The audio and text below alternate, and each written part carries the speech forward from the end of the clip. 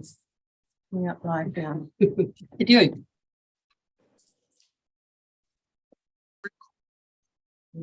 What's your doctorate in, Michael? We are Oh, live sorry. streaming now, Okay. so we'll I perhaps think you hear would be about able to- that Are later you on. talking to me?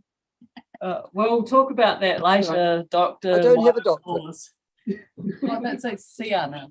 That's not what the article said. We're live streaming. Oh, is that right? Okay, well, I'm happy to take it. Thanks very much. Just call me Dr. Laws from now on.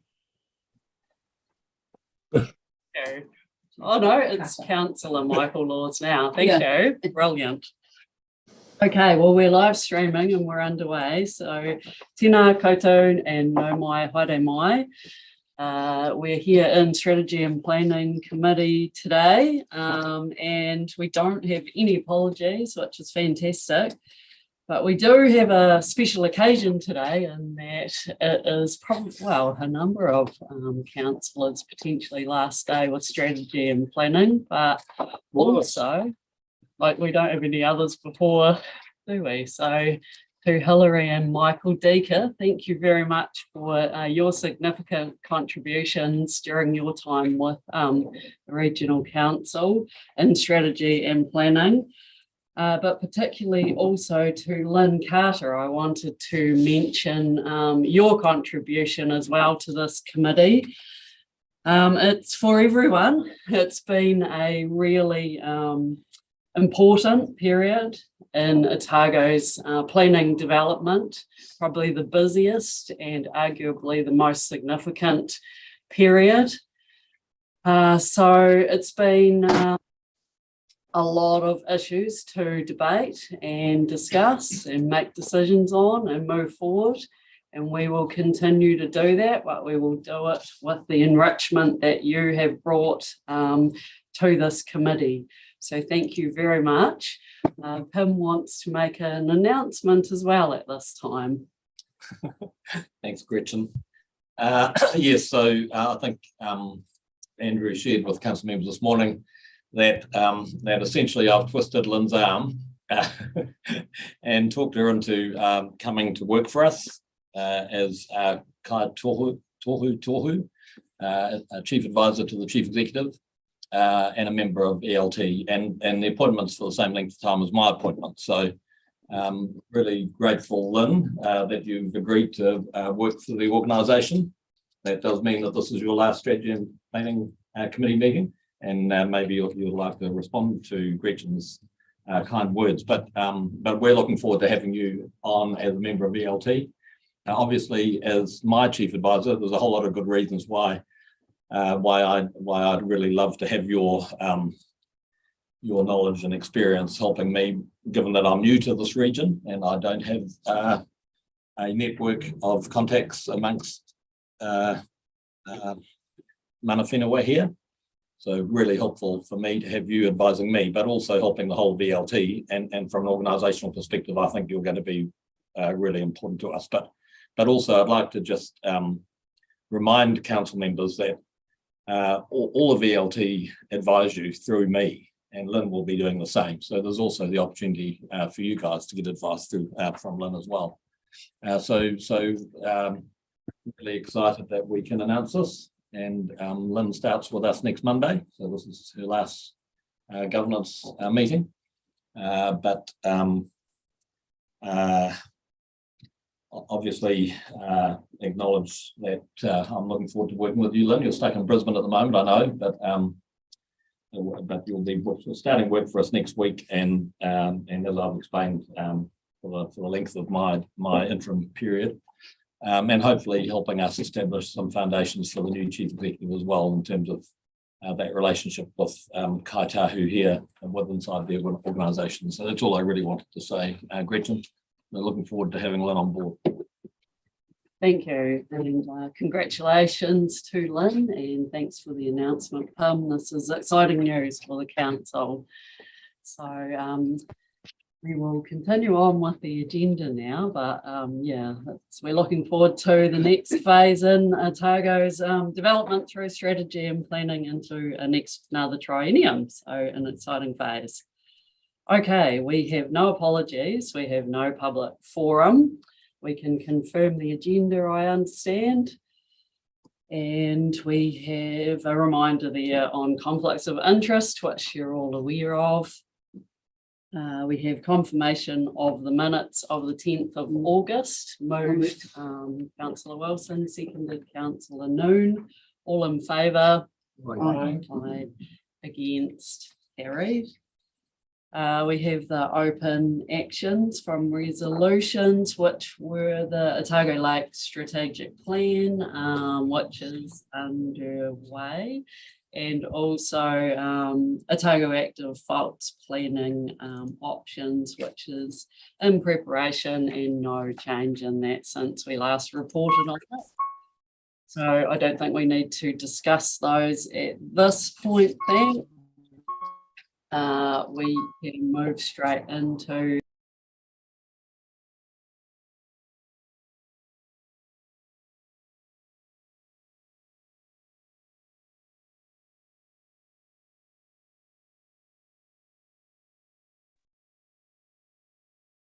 Has anyone else lost sound?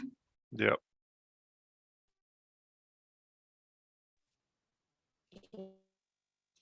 Yeah, I've lost sound too.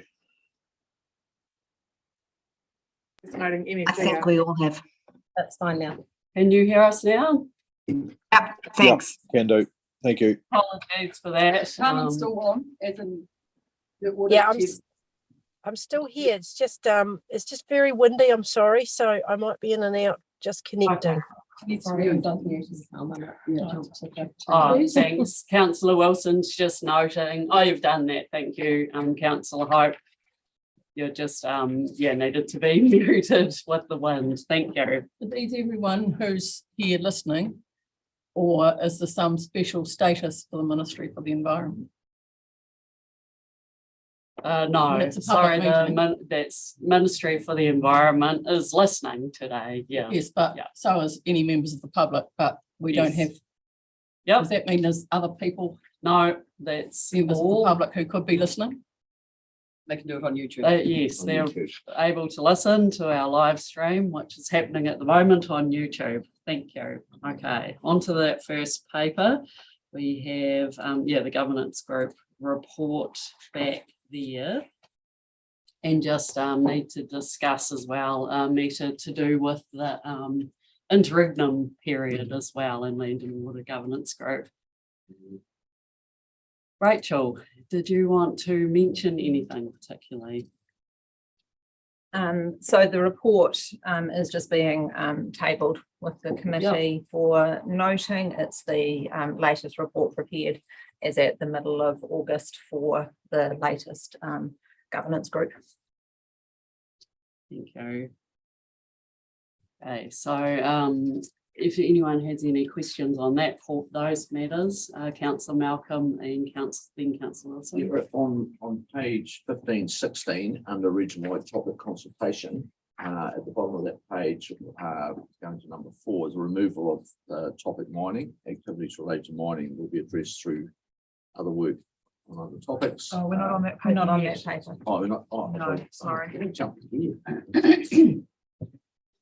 Yeah, Well, good look, game's you know a it's quick coming. game, You but know just it's not coming. that Sorry quick. about that. Councillor Malcolm, thanks. So, Councillor Wilson. I think this is a public meeting and possibly the first time that people know. Can we just have confirmation that there's no appeals and the RPS process isn't going to be delayed with that? There's no appeals. Yeah, thank you. So that just means the time frame in here continues, and I think it's important that we let the public know that. Thank you. Thank you. Does that change any of the coloured risks? No. Thank you. Councillor Noon. Obviously, we're still under the pump and we're working at pace. Focus at the moment around the science modelling and the scenario development. And obviously moving towards stage 2 of consultation. And over the next 6 weeks, that will be finalised and kept in sometime in October. It's basically the highlights package. Yeah, that's right. So we'll be looking now, well, after today, so to the next 2 papers, starting to look at calendars, book in dates, and then build the material that we need to develop the scenarios and work with our iwi partners to find time and space to get out to the community. Yeah. Thank you. Okay, well, Happy to move. Second. we do, yes, we can move and second that recommendation. Just like to also potentially add another one, which is that the Land and Water Governance Group is able, well, it's around being able to continue to do the job that's needed to be done during the interregnum period. Amanda sent that through. Okay, great. So we've got that. Yes. Can we have that up, please? Yeah. Happy to just get the second one done. I sent the latest one just a few minutes ago. Oh, Okay, sorry, just thank go you. for a moment then. Sorry. I hadn't seen that, so Right. thanks for. Just a moment. I'm presuming you're moving that.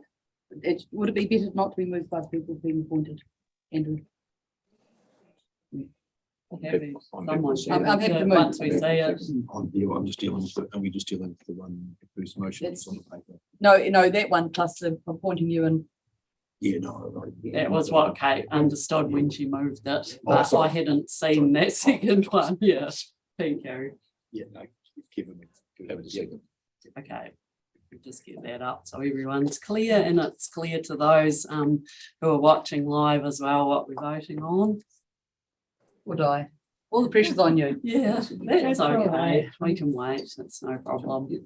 I'm just trying to open my Outlook. and this won't bring Oh,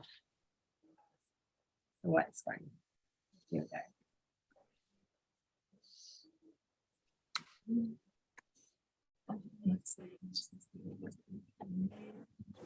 Actually, that doesn't go to Lynn.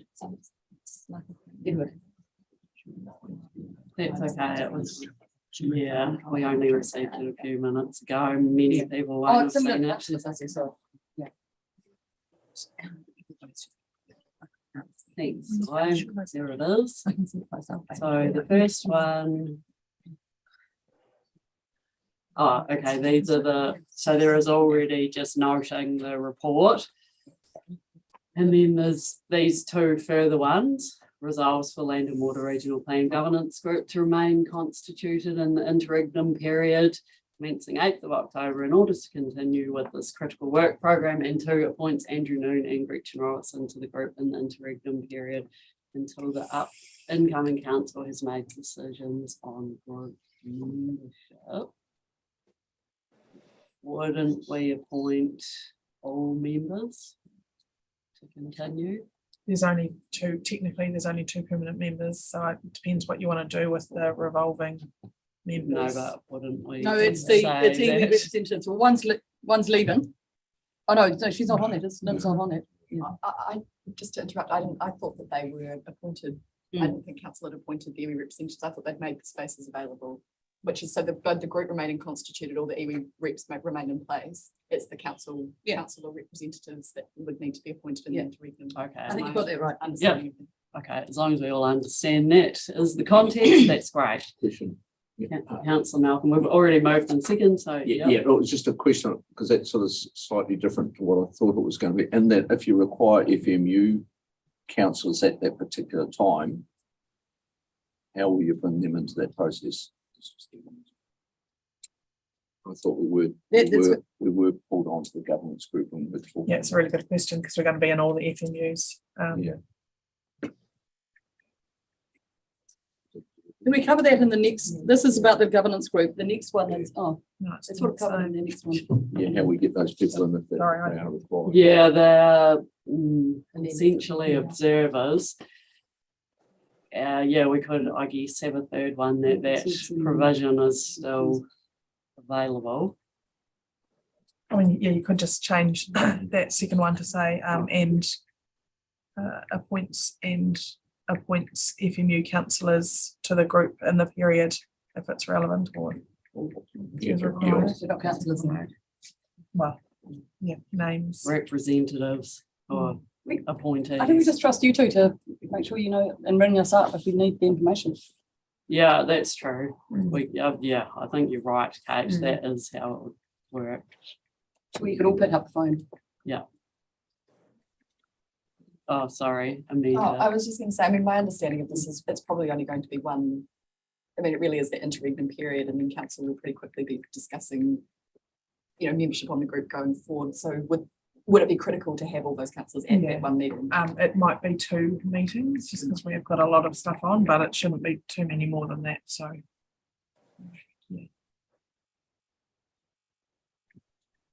I think the understanding is that FMU councillors are welcome to come along and observe, and that would remain the understanding. And also, as Councillor Wilson's outlined, it's upon those in the group to do their job, which is effectively communicating with everyone else. So, yeah, I think that's enough with those two, in my opinion. But if you need to add something, then yeah. Okay, so we've got a mover and a seconder there. So that was Councillor Wilson, seconded Councillor Malcolm. There's actually a further resolution, which is the one that we've already got in our paper, which is one, notes the 15th of August project update. And then there's those ones. Everyone's clear on that then? I'll put it all in favour. Aye, again.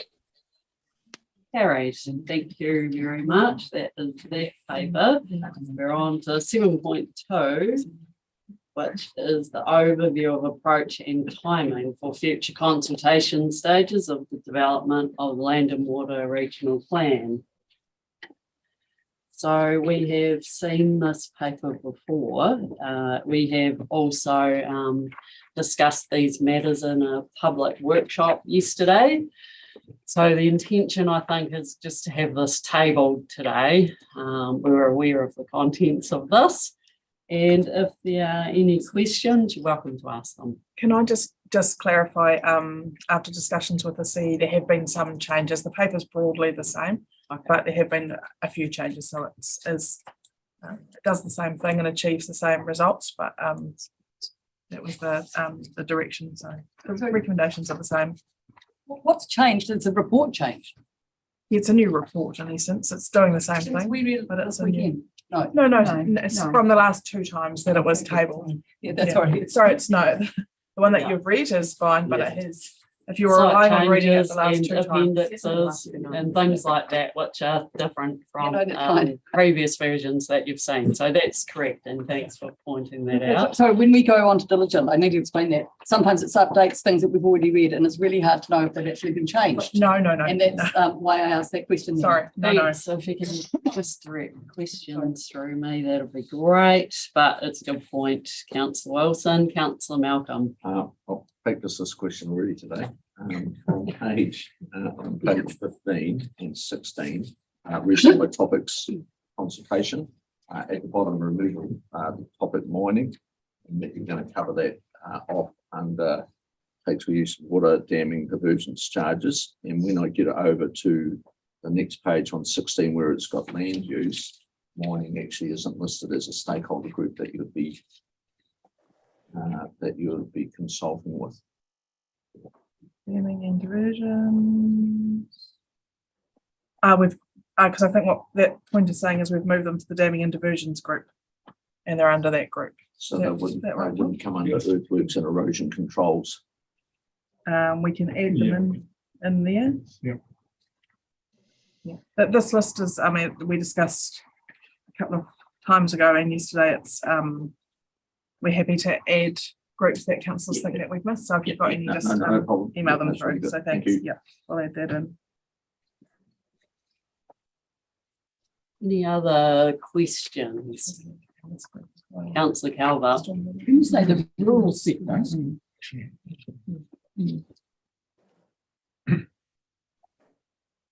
Oh, Councillor Calvert's question is when we say the rural sector. Oh, is that the whole question? Yeah. Sorry. Yeah. So which bit are you referring to? What? We would think some representatives from irrigation companies, catchment groups as well. Industry bodies. It's hard for us to know when we would suggest we add things to them because you don't know what you're talking about. Well, I think the idea is to come up with a more detailed list of people that we would involve. And given that you are actually, or that we have councillors sponsor for every topic, we would run that past you as well. But as we said yesterday, the intention is that they're inclusive, not exclusive. So if there is someone in particular that you want to make sure that we include, then I would ask you to let us know so that we can make sure that they're on the list.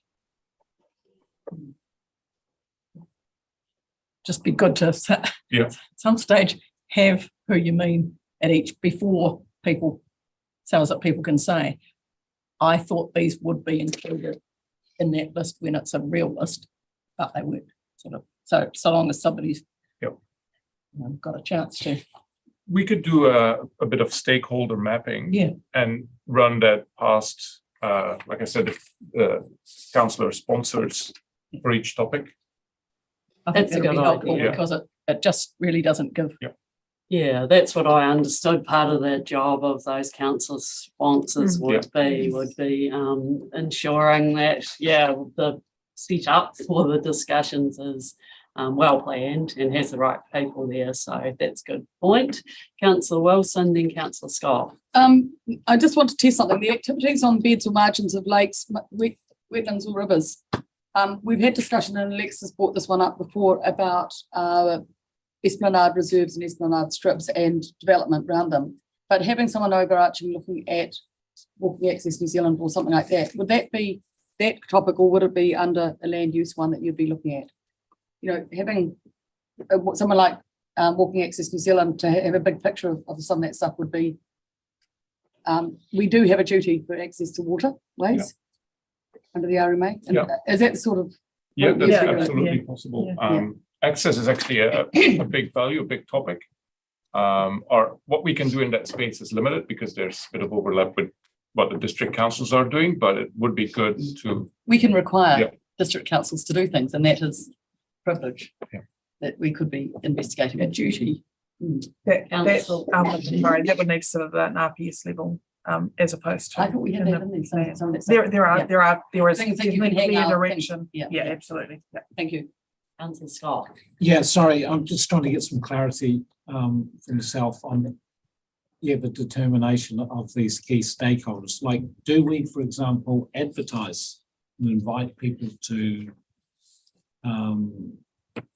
be considered to attend these workshops? No, we wouldn't ask for expressions of interest. We would just be identifying and checking with the councillor sponsor that we've got everyone, checking with our comms team, our rural teams, to make sure we've got all the parties. We're on a very tight time frame now, given that we've seen this paper 3 times and we were on a work program which started a while ago. So we do want to ensure that we've got all of the right stakeholders there, and I know that we will endeavour to ensure that that happens, and part of that is having the sponsors there to be involved in the setup for that.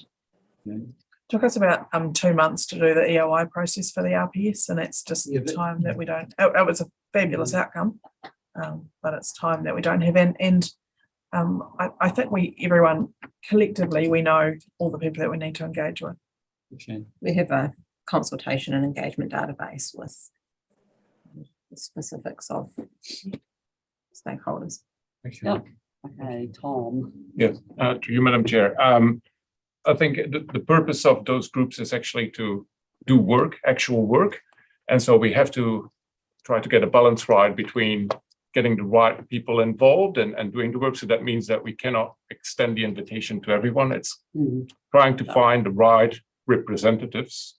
But in doing that, we might go to the community. So we might say to different catchment groups, can you perhaps give us 1 or 2 people from your catchment groups that could represent that FMU? Yeah. With the responsibility of engaging with the wider sector as well and bringing that to the table. Alexa, Councillor Forbes. I just need to understand that, I mean, it worries me when people are thinking about who should be on this group and who shouldn't, because everyone has a stake in this. And I understand we can't go out and talk to everyone, I really do, but I just urge, and I guess you're putting councillors on to help oversee that process. But I think we've got to be really careful about asking a catchment group or anybody who has a vested interest of any sort to recommend other people to be part of it. We have to find another way to make sure that the ordinary person who doesn't have any particular interest is somehow included in this. Yes, I can see that Tom would like to answer that. Yeah. Thanks, Tom. Through you, Madam Chair. What we are doing, like I said here, the stakeholder meetings, the purpose there is to kind of do actual work, but we are hoping to close the loop with the wider community through consultation 3. So when we go to that consultation, it is about bringing together the FMU specific provisions and the region-wide provisions as a means of achieving your environmental outcomes. So then we'll kind of loop in the wider community. That's great. But there will be an opportunity for full consultation on these matters. Yeah, I realise that there is. It's just that in the initial framing, I can't see a better way forward. So I will leave it at that. Thank you. Thanks, Tom. Councillor Calvert and Scott. I'm thinking part of the response to Alexa's concern might be that what we're attempting to do at the beginning is get all the ideas and issues on the table and views, however much we like or don't like them. You know, it's nothing to do with one view or another view, that you're trying to get it the widest possible views in the mix. Is that the intention at the beginning? So it doesn't matter if somebody is suggesting somebody who would be a particular view, you wouldn't be rejecting their view because it was or wasn't anything in particular. You'd just be putting it in a mix. So is that you've got a as wider, is that where we're trying to go from the beginning? So it doesn't matter if a stakeholder is biased, which in fact we are all in our own. Yeah. Is that? Yeah, it's about kind of casting the net and trying to pick up as many issues as possible. But we're also looking for people there that can actually come up with solutions. Yes. Yeah. And articulate what their issue is. Just to clarify that all of those conversations are in the scope of the policy direction that you have agreed and set. So there will be biases within that, and there's always more than one way you can tackle something. And so the idea is that we get as many ideas as possible and test which ones do and don't work. Again, looking for council also mentioned you say unintended consequences. If we do pull one lever, what happens with the other, and testing those with a range of users of those particular areas and spaces and resources. Thank you.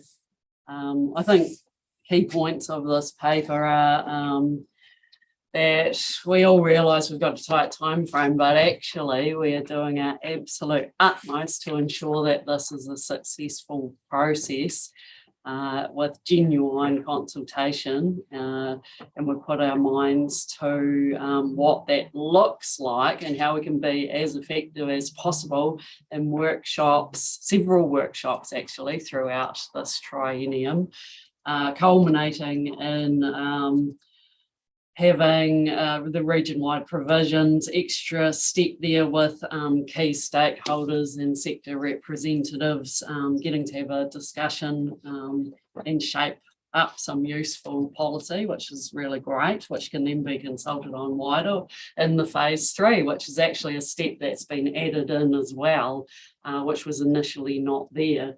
So I think this is a really good news story for the community, for genuine consultation and towards getting a useful plan. So we've got some jobs here today with the recommendations. We need to do a little bit of work to ensure that we've named the people for the jobs. So I think if we just first take the simple, straightforward recommendations 1 and 2, which is noting the report and adopting the refinement to the FMU consultation, which includes the third and final round of consultation, which will be designed to present a preferred option and to discuss implementation and transition. So 1 and 2, they should be fairly straightforward, and then we get into ones that need a little bit of tweaking. So does somebody care to move and second those? Happy to move 1 and 2. Okay, thank you. Second, Councillor Scott. Yeah. Is there any discussion on those particular two? There are, I mean, Madam Chair, I asked a question, put my hand up for a question which you acknowledged before. I see also Councillor Deacon. Oh, sorry. Okay, I didn't see Councillor Deacon, but it's, I'm just, well, we can go back to questions. I forgot that. Sorry, Councillor Scott. So we can do that. I've just flagged to you that we'll do it that way. Take those two. We have got a mover and seconder, but yes, sorry, I forgot your hand. So we can go back to questions for a moment. Thank you, and Councillor Deacon. So my question was,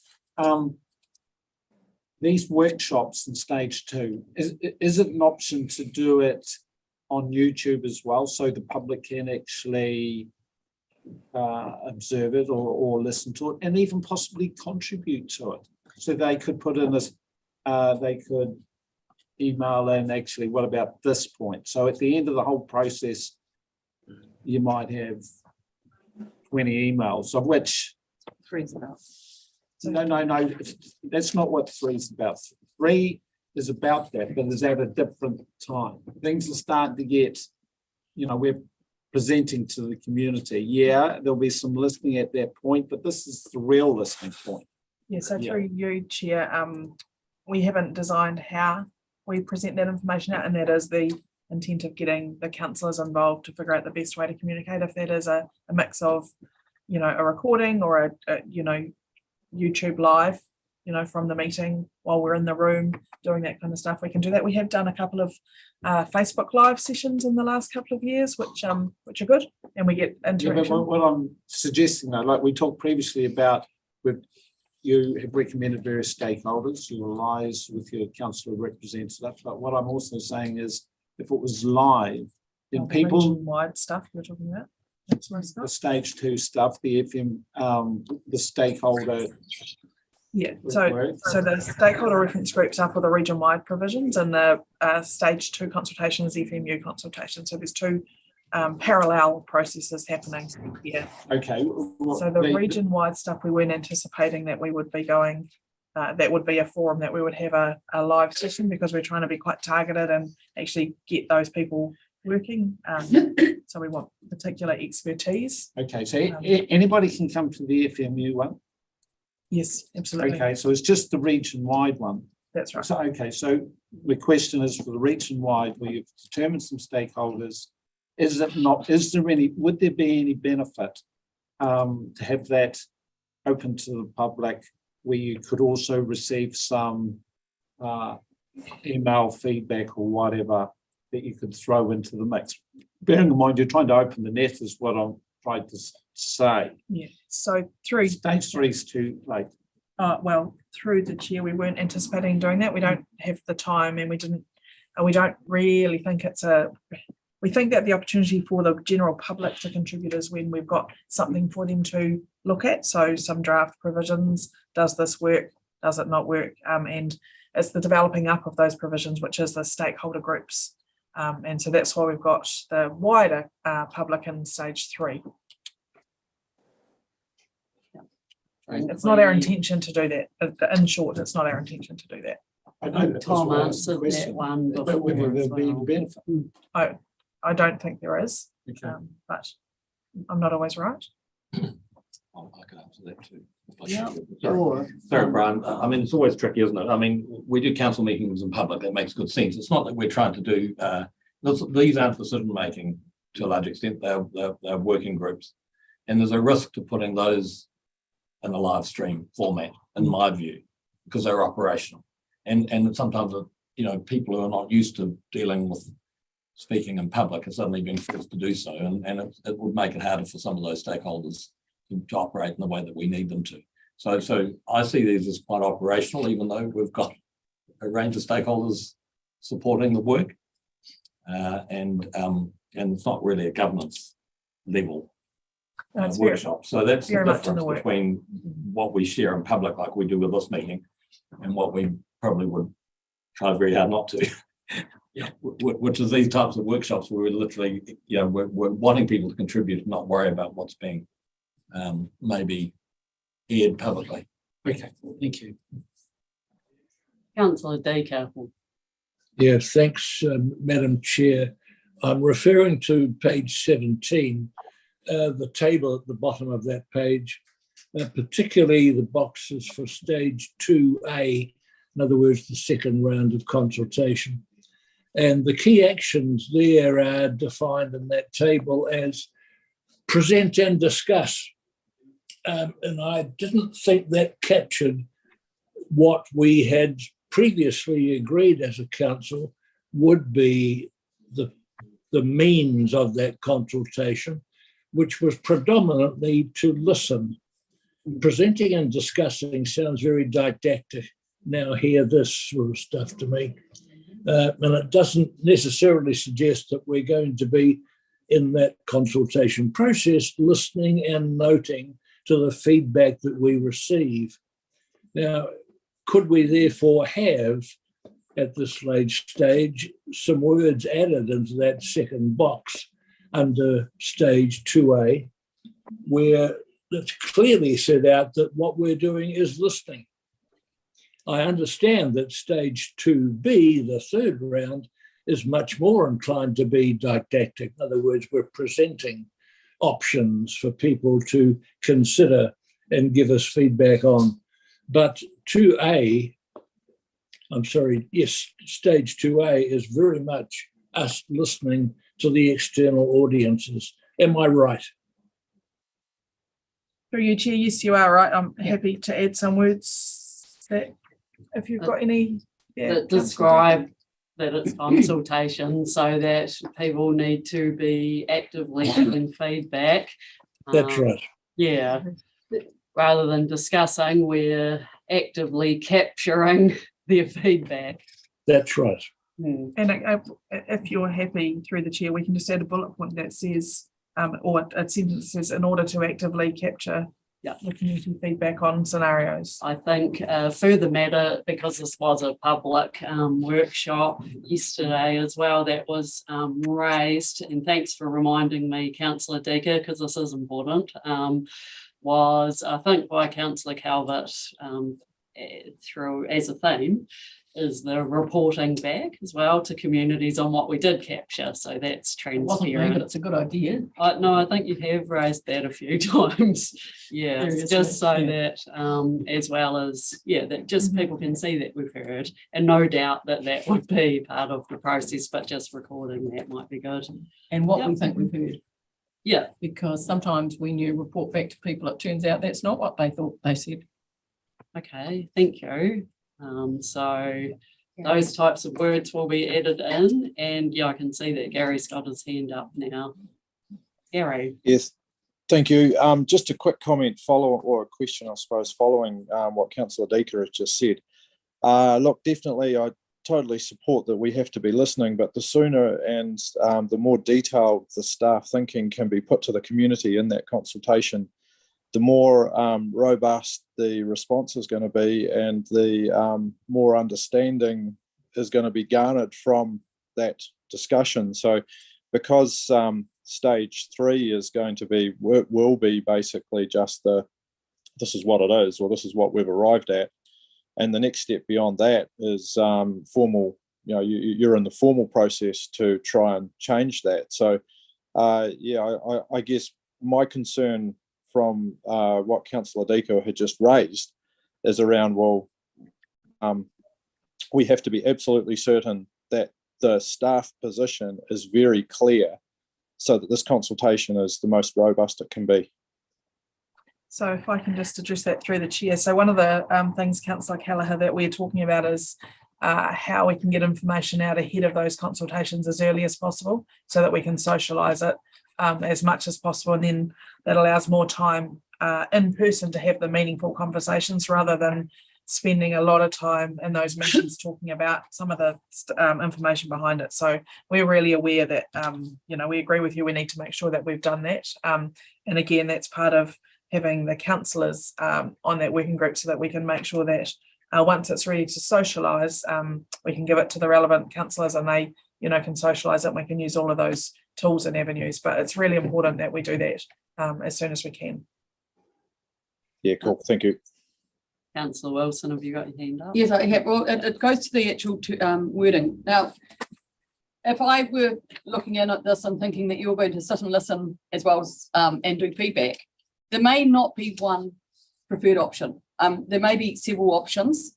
And what I don't want to narrow our minds already, I appreciate that you really do want to have a preferred option if you can. But this is a very narrow resolution.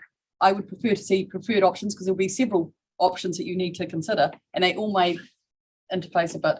I want to go out as widely with as wide an option to, so this is the actual resolution 2. Adopts I don't want to, there's 2 parts of this. Taking Michael Deaker's issues, I don't want to adopt what's necessary in this report because I don't think we can change the bullet points for the report. The report is the report that came to us, we're noting it. And therefore, if we're going to do any changes, we need to be flexible in that and that's part of what's going to happen in the 3rd motion, how we do it. But is it can you see a situation where you may have 2 options and you really are going out to see what the effects of them are? Through the chair, we need to, by the time we get to stage 3, be clear about what the preferred option is. But so and it's not necessarily going to be, so what we discussed yesterday is it's not necessarily going to be neatly fit into one of the 3 scenarios that we've talked about. It might be an amalgam of a few or sitting in the middle or something like that. But round 3, we need to be reasonably clear that this is what we think needs to happen in your FMU. And that's not to say if someone says, oh, actually, there's a showstopper, that we don't adjust, but like we did for Arrow and Cadrona, and the messaging there was, unless something comes that we're not aware of, this is where we think we need to be heading for you now. And that's the intent of 3. So it really is a package of preferred options for 3. So it is options. That's what I was getting to. I think this sounds like there's one option with multiple parts to it. Yep. Oh, okay. I would have seen them as separate options as you go. That's what Consultation 2 is about. Has the variety. I know you have variety. Oh, okay. Yeah, I'm mixing up the attributes, but I think each attribute will have a different option. Tom? Yeah, I was going to talk about timeframes. Unfortunately, because of the timeframes, we don't have the luxury to present different options and let people make a choice because Consultation 3 is in February. Okay. And March, and by March, end of March, we need to have the plan ready. Okay. So we need to do pre-work to ensure that option. Okay, no, that's fine. I just wanted to check that out. I thought there may be some areas that you would have others. So through the chair, that's not to say that you won't get. I was going to say we don't have a choice at that stage. Then councillors very likely will have different ways to get to the preferred option, and that will be the conversation we have with you before we go and present that. So this is the destination. Here are the 2 different ways to get there. What is your preference? And that will be the preferred option that goes to the community. Okay, thank you. Sorry, I'm just no, that's good. Thank you. Hopefully we've covered off those questions. Thanks everyone. We then can go to the recommendations, I think, unless there's any further important questions I've missed. Okay, so 1 and 2, we've already got a mover and a second, Councillor Malcolm and Councillor Scott. So notes the report and adopts the refinement to the FMU consultation to at that 3rd round. I'll put that all in favour. Aye. Against, carried. Which takes us then to our next jobs, and I have pre-circulated some potential motions. If Guy gets those up. It's around naming people for particular jobs.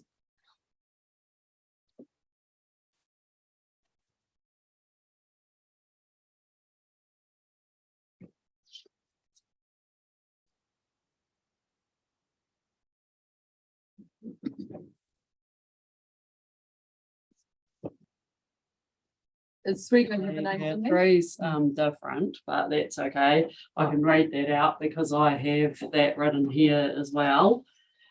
So 3 would be nominates 3 councillors, Councillor Kate Wilson, Councillor Stephen Malcolm, and Councillor Brian Scott, and 1 Land and Water Regional Plan Governance Group member, Mr. Edward Allison, to work together with ORC staff to develop the consultation material and tools for the remaining stages of FMU community consultation, and Councillor Michael Decker be backup if required. So I did circulate that. People are aware, hopefully. Di will extract that from somewhere. I can actually give you these words if you like, Di, so that you can. Yeah, I haven't. We just get that. Yeah. Do we need to wait for you to record that publicly, or can we just vote on that given that I've read it out? Yeah, that's fine. Okay. I can move that. Does somebody care to second it? Councillor Noon. All in favour? Aye. Against? Carried. Okay, let's then. Just for clarity, because of what you've done already with Land and Water Plan Governance Group, I think it's good to be clear that this would be anticipated to be finished by the 8th of October. Yeah, it's just the over the next little while. Thanks, Councillor Wilson. That is important to mention that. Sorry, who was that? Sorry. Malcolm and Scott. Who was the leader? Gretchen and Andrew. Thank you. Yeah. And Edward as well. We can probably capture that later in the minutes. We've said it verbally. I take it That's okay. if one of them becomes unavailable, then Michael steps in. Yes, So that's the role well, stays. Councillor Deckers as the chair of governance, comms and engagement. He's there to support anyone that needs it. Okay. We've done that one. The next one is just splitting up what was the last one into 2, because there's 2 actions. The first being to adopt the approach to consulting with key stakeholders on topics to develop region-wide provisions, including appointing, oh no, that's not it. Sorry, I'm reading the wrong one. I'm reading my old one. So basically adopts the approach to consulting with key stakeholders on topics, develop region-wide provisions. Yep. So similar to what we did with the 3rd stage, just Was deleted. Yeah. Happy to move. Seconded. Councillor Noon. All in favour? Aye. Aye. Change Gary Keller his name to Gary. That's okay. We'll capture that later. Against? Carried. Was the movers and seconders were Councillor Malcolm and Councillor Noon. The 5th one then is making the appointments. We've got that there in the correct format. Yep. Sorry, don't need to read that out, which is great. Seen that. Councillor Noon's moving. Someone to second. I'll second. Okay, Councillor Hope will second. All and no one wants to discuss this? No. I'd like to congratulate whoever it was came up with the idea that I would be appropriate for cemeteries and landfills. No one's commenting at all on I'm that up one. for diversions, Michael. That too. She's damning. Right. That too. Thanks for that comment. I will put it. All in favour? Aye. Aye. Against? Carried. Thank you. That brings us to the end of that paper. Thanks, everyone. On to 7.3, which is Land and Water Regional Plan timelines. This report's fairly straightforward and was discussed again in a public workshop yesterday in terms of background. So unless there's anything that needs to be noted, it can be taken as read, I understand. Yes. Yep. Happy to move. Happy to move. Thanks. Anyone got any questions before we do that. Leaping forth with one, so we're going to move it. Does someone care to second us? Yeah, well, Councillor Hope, brilliant. Okay, we have two recommendations then, 1 and 2, which remain unchanged from what you've got before you in the papers. I'll put that then all in. Oh, you want to speak? Yeah, that would be Sorry. good. Yeah, so we ask questions and then we're able to speak. You are able to speak if you'd like to. Yep, sorry, I just didn't realise you were wanting to speak. Well, we haven't gone to them. You haven't invited us to speak. Okay. I'd just like to congratulate staff and council on reaffirming that date, because there has been some toing and froing over the last period of time. And I'd just like to think that's the attitude that we'll be having until December 2023 to achieve it. Thank you, Madam Chair. Thank you. Councillor Malcolm. Yeah, and again, I'd like to back up Councillor Scott's comments, but I would just like to make it very clear to staff that I believe that this is putting an immense amount of pressure on the staff and organisation to reach that date. And as my role at audit and risk and under health and safety, I'd just like to make sure that staff are coming to us if pressure points are arising, so that we're well in tune with that and can provide the appropriate support that is required either to meet that date. So, but well done. Thank you. Okay. Anybody else care to speak on this? Right of reply? Thank you. I am very happy with this. I totally want to acknowledge the pressure on staff, and especially the stuff that we've been getting into audit and risk. But I also want to say that as much as we have to do this, the timeframes for consultation with the communities coming into December, that second stage is going to be the most important, where we're going to be doing a lot of that. We're asking a lot of our communities, and we need to be making sure that we're giving every opportunity to work with them in the way that suits them and out in the field briefly. COVID has not been good for that, and to make sure that they're really engaged. So as much as these plans are a heck of a lot of work for everyone in this room and in this office, it's a heck of a lot of work to make sure that we get it right. And the best way we can inform that is getting as many community members along to meetings to contribute to that. And that is a huge ask on them. And I just want to keep on reiterating our gratitude to those that do participate, because I know that when I've gone to some of those meetings, there have been real gems that have come out. And if we don't have that contribution, then our plan will be the poorer for it. So I just want to acknowledge the amount of work that we're putting on those people at a substantial amount of time when they've been consulted to death on so many other things. Thank you. Okay then, we have had all of the speakers. I will put it then, all in favour. Aye. Against? Carried. Thank you. That brings us to the closure of strategy and planning today. Thank you very much, everybody.